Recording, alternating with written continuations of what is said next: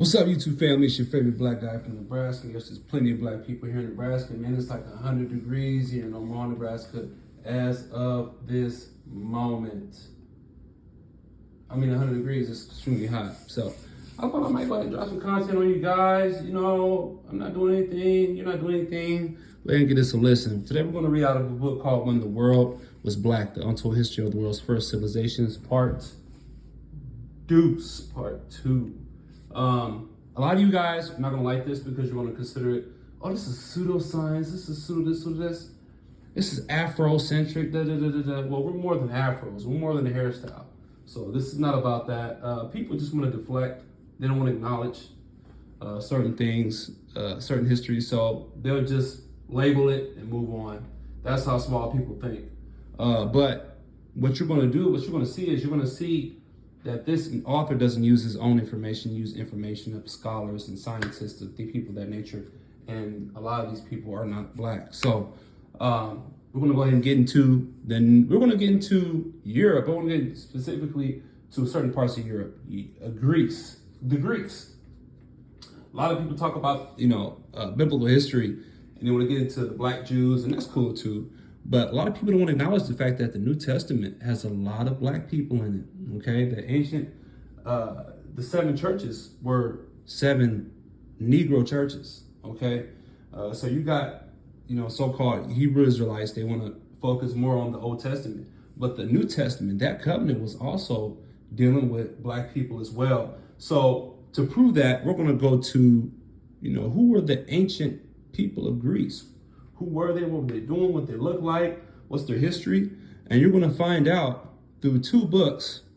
This is one book, and the other book is called The Negro Question, Part 3, The Black Pentecost by Lee Cummings. You're going to find out a couple things that you're going to go ahead and add to the information that you already know. So we're going to go ahead and go talk about the black foundations of Greece. Okay, let's go ahead and start that right about now. The black foundations of ancient Greece. As early as the 1800s, historians were aware that the ancient Greeks had been preceded on the mainland by non-white populations like the Pelasgians. For example, John Dennison Baldwin wrote, okay, look that guy up. Guarantee he was not black. The Greek race settled around the Aegean Sea in Asia Minor, Thrace, Macedonia, Thessaly, Epirus, and throughout the Grecian peninsula. Consisted of a group of tribes or families as closely related in origin and language, probably as the Scandinavian group.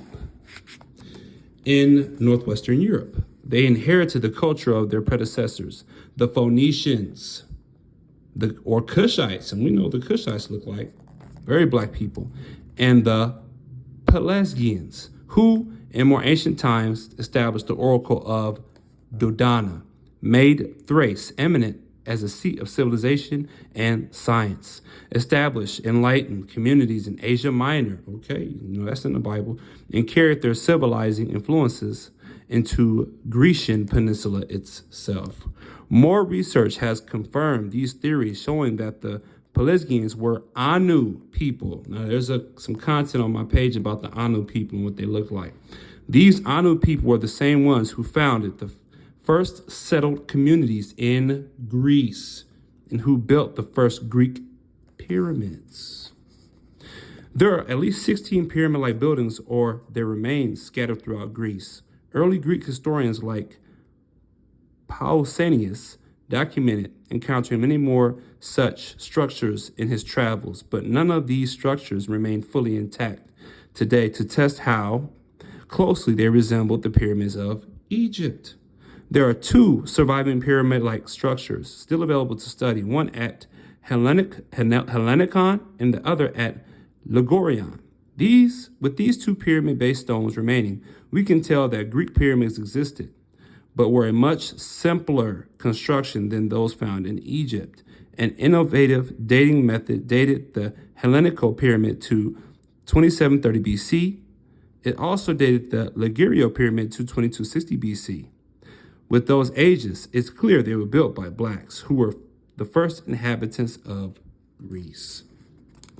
Let's go to the end of black rule. The Anu settlers of pre-Hellenic Greece also introduced the scripts that gave birth to the Greek alphabet, which ultimately gave birth to our English alphabet. They built pyramids there and introduced many of the foundational elements of Neolithic culture. But these pre-Hellenic people were nearly annihilated when a horde of white invaders swept into the Greek mainland.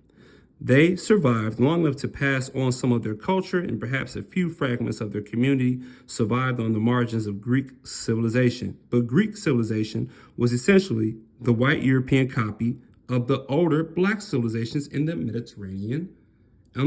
the immediate area.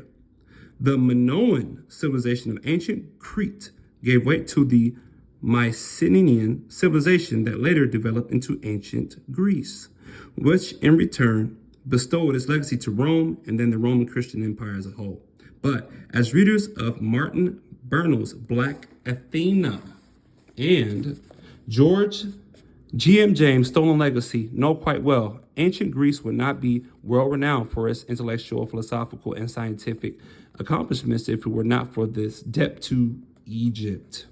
Truly, if Minoan Crete was Greece's mother, Egypt was his daddy.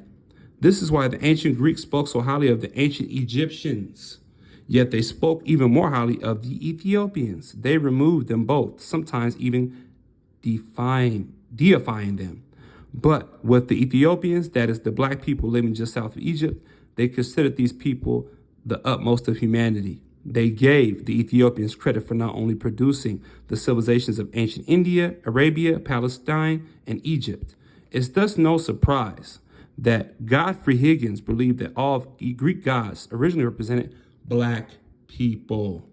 Of course, you'll have a hard time convincing a fan of European history how deep this reverence and cultural borrowing really goes. Renowned linguist and historian Christopher Everett has said, okay, this is Christopher Everett. If you make any connection between Africa and what the Greeks were doing, our Western upbringing can come back to surface in a way people don't realize is taking place. They don't realize this because they feel they have eliminated racism from their thinking. They're sure that Africans, given different circumstances, would have been just as advanced as everyone else. They don't realize that actually Africans were just as advanced. Just as advanced, I have to go a step further than Eric say, and they were quite certainly more advanced. The ancient Egyptians would have agreed in 360 BC. Greek philosopher Plato wrote Timaeus, where he details his friend Solon's visit to Egypt. I wish I had space to quote all of it, but here's how the story begins. In the Egyptian delta, at the head of which the Nile River divides, there is a certain district, which is called the district of Sais. To that city came Solon, and was received there with great honor. He asked the priests who were most skillful in such matters about antiquity, and made the discovery that neither he nor any other Hellene knew anything about mentioning about the times of old. Poor little Tink Tink, but he tries his best. On one occasion, wishing to draw them on to speak of antiquity, he began to tell about the most ancient things in our part of the world, about Pharaonius, who is called the first man, and about Niobe, and after the deluge, of the survival of Deucalion and Phyra. And he traced the genealogy of their descendants, and reckoning up the dates, tried to compute how many years ago the events of which he was speaking happened. The Egyptians were not impressed. Solon literally gets sunned by Egyptian priests. Thereupon, one of the priests, who was of a very great age, said, "O Solon, you Hellenes are never anything but children, and there is not an old man among you." Solon in return asked him what he meant. He meant to say, he replied, that in mind you are all young. There is no old opinion handed down among you by ancient tradition, nor any science which is hoary with age. Burn, in other words, shut your mouth when you grown folks are talking. Your first man was a latecomer. You white folks are just babies on this planet.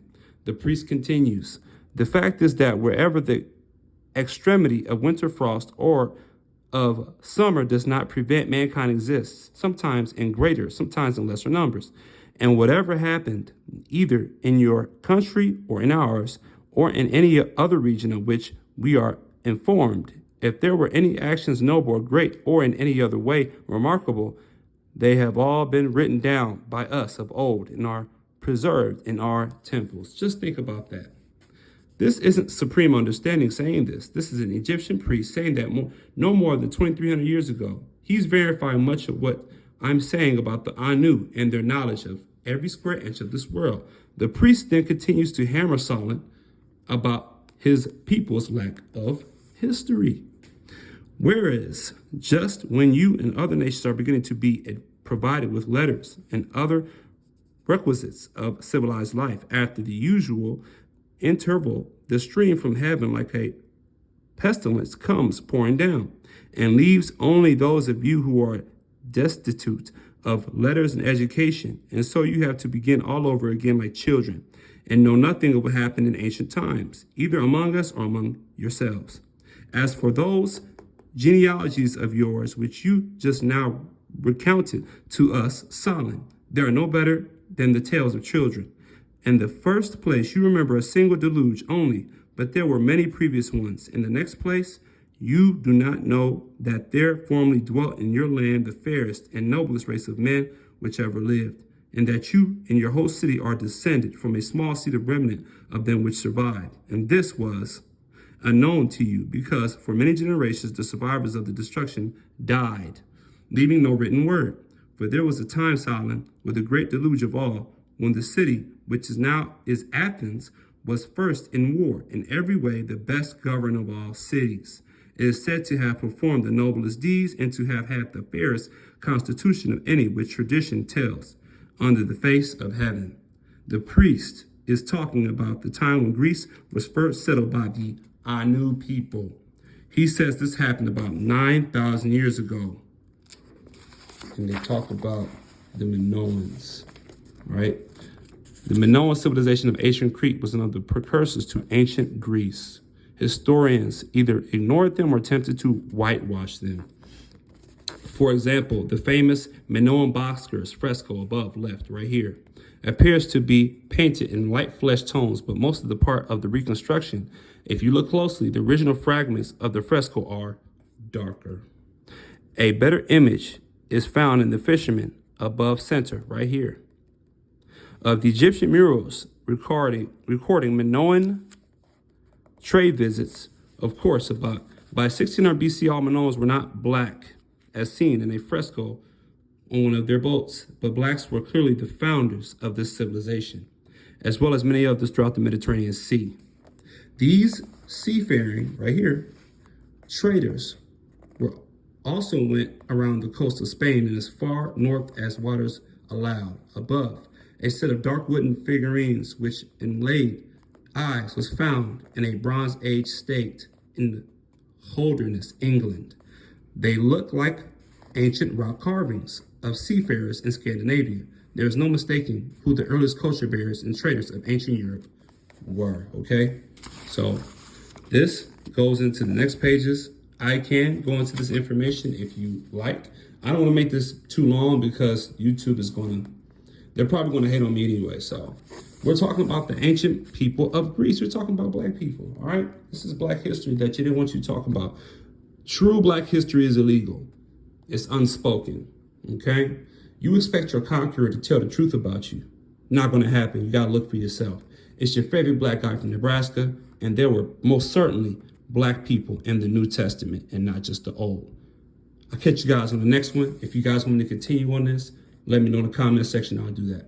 Peace. Be blessed.